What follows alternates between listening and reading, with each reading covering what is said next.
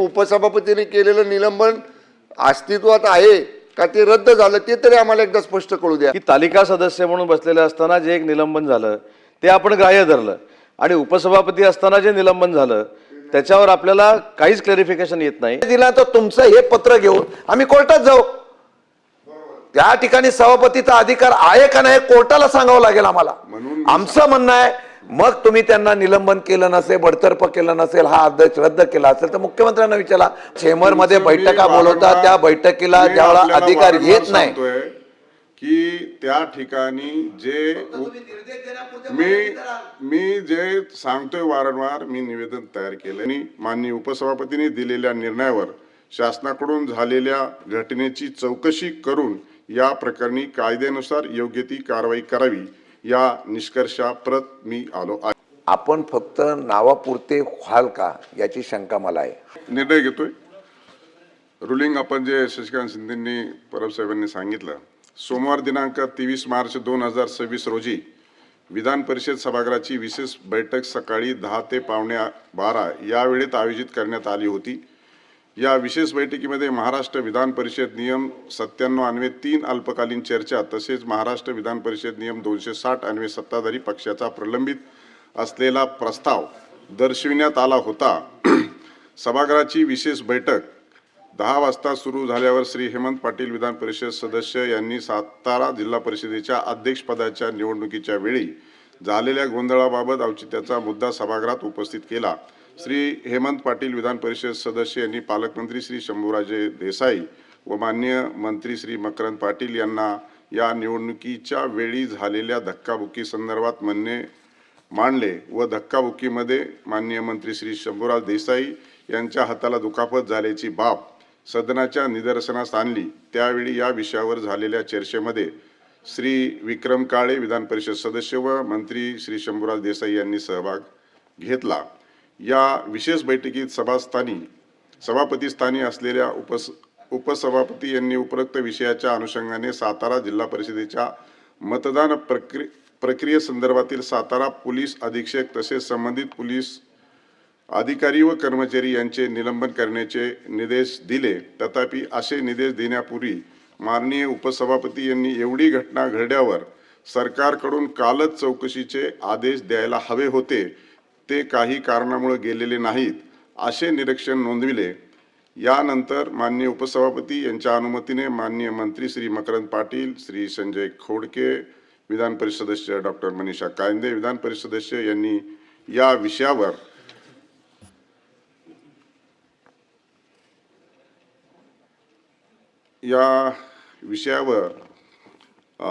सभागृहात आपले म्हणणे मांडले. त्यानंतर या चर्चेत सहभागी होताना माननीय मंत्री जयकुमार गोरे यांनी उपसभापती महोदयांनी दिलेल्या निर्देशापूर्वी वस्तुस्थिती जाणून घेणे गरजेचे होते व दोन्ही बाजू ऐकून निर्णय देणे उचित राहील असे प्रतिपादन करून त्यांनी सभागृहात उक्त घटनेसंदर्भात आपले म्हणणे मांडले. माननीय मंत्री श्री जयकुमार गोरे हे आपले मत मांडत असताना माननीय सभास्थानी आलो. त्यानंतर माननीय मंत्री शंभूराज देसाई व माननीय मंत्री उदय सामंत यांनी आपले म्हणणे मांडण्यास परवानगी दिली. या सर्वांचे म्हणणे ऐकून घेतल्यावर विषयाचे गांभीर्य लक्षात घेऊन सभागृहाची बैठक मी सकाळी 10:42 12 वाजेपर्यंत स्थगित केली. सकाळी 10 वाजता विशेष बैठकीचे सुरुवातीस मी उपस्थित नसताना झालेले कामकाज लक्षपूर्वक ऐकले असता मला असे निदर्शनास आले की माननीय उपसभापती यांनी दिलेल्या निर्णयानंतर माननीय मंत्री श्री जयकुमार गोरे यांनी उपरोक्त विषयाची दुसरी बाजू सभागृहाच्या निदर्शनास आणली आहे. त्यानंतर दिनांक 24 मार्च 2026 रोजी ॲडव्होकेट अनिल परब विधान परिषद सदस्य यांनी पुन्हा सातारा जिल्हा परिषदेतील निवडणुकीच्या वेळी घडलेल्या घटनेसंदर्भात दिलेल्या निर्देशासंदर्भात मुद्दा उपस्थित करून सभागृहात शासनाने निवेदन करण्याची मागणी केली. यावेळी माननीय मुख्यमंत्री महोदयाने या घटनेबाबत थोडक्यात मुद्देसूद विवेचन केले. त्यात त्यांनी संसदीय लोकशाहीत विधानमंडळ, कार्यकारी मंडळ व न्यायमंडळ ही प्रमुख 3 स्तंभ असून याची कार्यकक्षा भारतीय संविधानाने निश्चित केलेली आहे. यामध्ये उपरोक्त नमूद 3ही स्तंभ आपापले कार्य करण्यास स्वतंत्ररित्या कार्यक्षम आहेत. कार्यकारी प्रशासनावर विधानमंडळाचे नियंत्रण असले तरीही कार्यकारी प्रशासनास आदेशित करताना विधानमंडळास काही मर्यादा आहेत. विधानमंडळाच्या आवारात घडलेल्या घटनेसंदर्भात कार्यवाही करण्याचे अधिकार माननीय पीठासीन अधिकाऱ्यांना आहेत. तथापि विधानमंडळाच्या बाहेर घडलेल्या घटनेसंदर्भात कार्यकारी प्रशासनाची योग्य ती भूमिका घेणे उचित राहील. माननीय पीठासीन अधिकाऱ्यांनी अशा प्रकरणामध्ये प्रथमदर्शनी चौकशी करण्याबाबत निर्देशित करता येईल, परंतु अशा प्रकरणी संबंधित दोषी बाबत कारवाई करण्याचे अधिकार कार्यकारी प्रशासनाचे असतात. माननीय मुख्यमंत्री महोदयांनी केलेले संसदीय लोकशाहीतील तिन्ही स्तंभाबाबतचे विवेचन विचारात घेतले असून या प्रकरणी माननीय उपसभापतींनी दिलेल्या निर्णयावर शासनाकडून झालेल्या घटनेची चौकशी करून या प्रकरणी कायद्यानुसार योग्य ती कारवाई करावी या निष्कर्षाप्रत मी आलो आहे.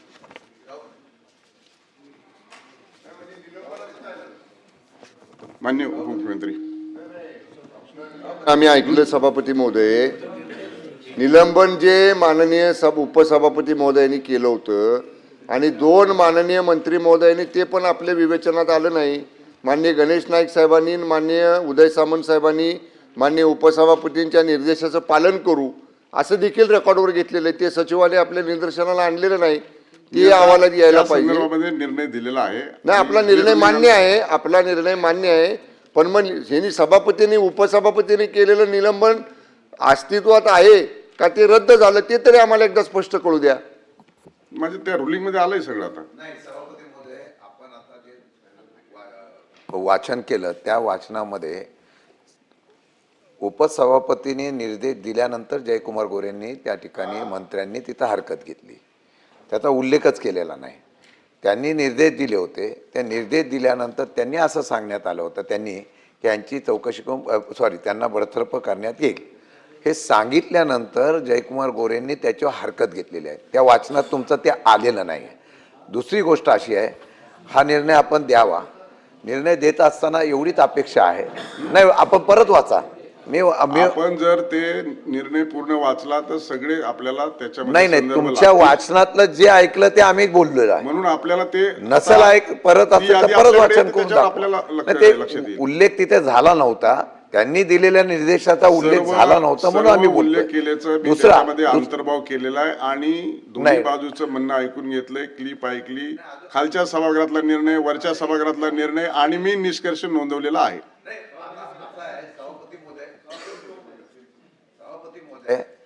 आपण काय निर्णय देणार हा तुमचा अधिकार आहे. आम्ही त्या खुर्चीच्या माध्यमातून आम्ही दिलेल्या तुमच्या अधिकारावर आम्ही कधी त्या ठिकाणी हस्तक्षेप करत नाही. 2 मुद्दे इथे फक्त आहेत. निर्णय दिला गेला, तो पीठासीन अधिकारी असेल किंवा तालिका सभापती असेल किंवा उपसभापती असेल, सभापती असो, आपण सांगताना सांगितलं काय की सभापती किंवा यांचा अधिकार हा ह्या असलेल्या म्हणजे या कार्यक्षेत्रापुरता मर्यादित आहे असं दिसून येत आहे. मग आपल्या दालनामध्ये बैठका होतात, आपल्या दालनाच्या नंतर बाकीच्या ठिकाणी आपण काही निर्देश देतात. आपण फक्त नावापुरते व्हाल का याची शंका मला आहे. हा निर्णय एका कामापुरता मर्यादित नाही. आठवले साहेब, माझं झाल्यावर बोलून द्या. हा निर्णय एका निर्णयापुरता मर्यादित नाही. सभापती महोदय, आम्ही तुमच्या अधिकाराचा स्वतंत्रता राहावी, तुम्हाला अधिकार अबाधित राहावं म्हणून बोलतोय. आणि हे बोलत असताना मी मगाशी सांगितलं की या असलेल्या निलंबना बडतर्फीबद्दल काय निर्णय दिला तो. मग तुम्ही ज्यावेळेला ऐका एक मिनिट फक्त मला, हे ज्यावेळेला तुम्ही निर्देश दिले त्यावेळेला या संदर्भामध्ये मुख्यमंत्र्यांची चर्चा करून या संबंधित अधिकारी किंवा जो निर्णय दिला त्याच्यात काय बदल झाला ते पण खुलासा करणं गरजेचं होतं ना सभापती महोदय. ते पण खुलासा करणं गरजेचं आहे. कारण याला मग तुम्ही आम्हाला इथं नाही दिला तर तुमचं हे पत्र घेऊन आम्ही कोर्टात जाऊ. त्या ठिकाणी सभापतीचा अधिकार आहे का नाही कोर्टाला सांगावं लागेल आम्हाला. आमचं म्हणणं आहे, मग तुम्ही त्यांना निलंबन केलं नसेल, बडतर्फ केलं नसेल, हा आदेश रद्द केला असेल तर मुख्यमंत्र्यांना विचारा.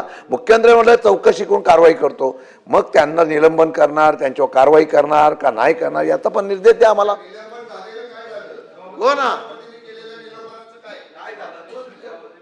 आपण ज्यावेळी पीठासन अधिकारी म्हणून या ठिकाणी आला त्याच्या अगोदर जी चर्चा चालू होती त्या चर्चेमध्ये सन्माननीय सभापतींनी त्यांचं निलंबन करण्याचं जाहीर केलं. जाहीर केल्यानंतर उपसभापतींनी असं विचारलं की मंत्री म्हणून याची नोंद कोण घेणार आहे. तर त्याची नोंद ज्येष्ठ मंत्री गणेश नाईक साहेबांनी घेतली आणि त्याच्यानंतर मी देखील कॅबिनेट मंत्री म्हणून इथं होतो. त्याच्यावर मी आणि गणेश नाईक साहेबांनी असं सांगितलं की जो निर्देश उपसभापतींनी दिलेला आहे त्याचं शासन तंतोतंत पालन करेल. अशा पद्धतीची भूमिका त्यावेळी घेतली गेली. दुसरी महत्त्वाची भूमिका अशी आहे की जे उपसभापतींनी निलंबन केलेलं आहे त्याच्याबद्दल संभ्रमच आहे. त्याच्यामुळं आमची विनंती अशी आहे की तो संभ्रम कायम असताना अशा पद्धतीचं रुलिंग देणं हा शेवटी तुमचा अधिकार आहे, अंमलबजावणी करणं शासनाचा अधिकार आहे. पण ही संभ्रमावस्था संपूर्ण सभागृहामध्ये आहे. त्याच्यामुळे जे दिलेलं रुलिंग जे आहे निलंबनाचं त्याच्यावर प्रचंड संभ्रम आहे.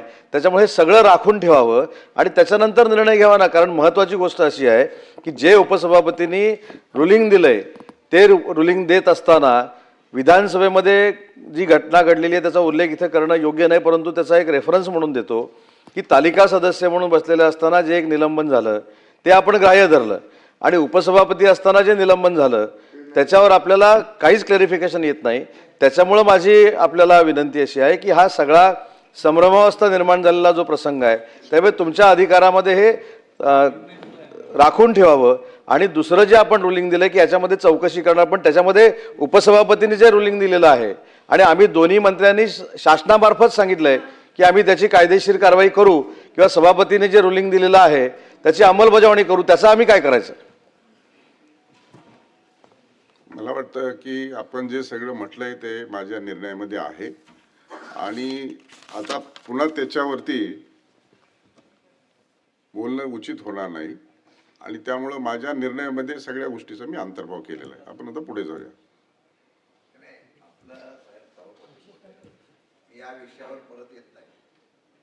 माझी विनंती एवढीच आहे, हा विषय काय निर्णय देता तुम्ही द्याल की त्याला निलंबन कराल, बडतर्फ कराल, काय कराल.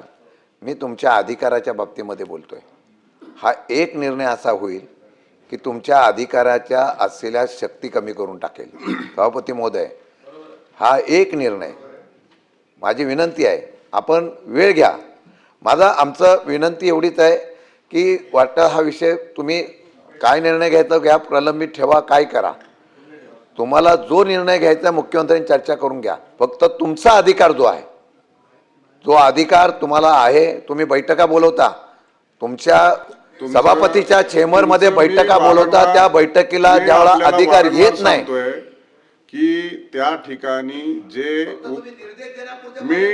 मी जे सांगतोय वारंवार, मी निवेदन तयार केलंय, रुलिंग तयार केलंय. माननीय उपसभापतींनी या ठिकाणी बसल्यावरती त्यांनी देखील एक निष्कर्ष नोंदवलेला आहे. याची चौकशी करणं अभिप्रेत होतं, तथापि अद्यापर्यंत दिलेली नाही. आणि त्याच्यानंतर जे त्यांनी रुलिंग दिलं, त्याच्यानंतर जे मी रुलिंग दिलं त्या सगळ्याचं कन्क्लुजन केलं आणि म्हणून त्याच्यात मी शेवटच्या क्षणी सगळं मांडलेलं आहे.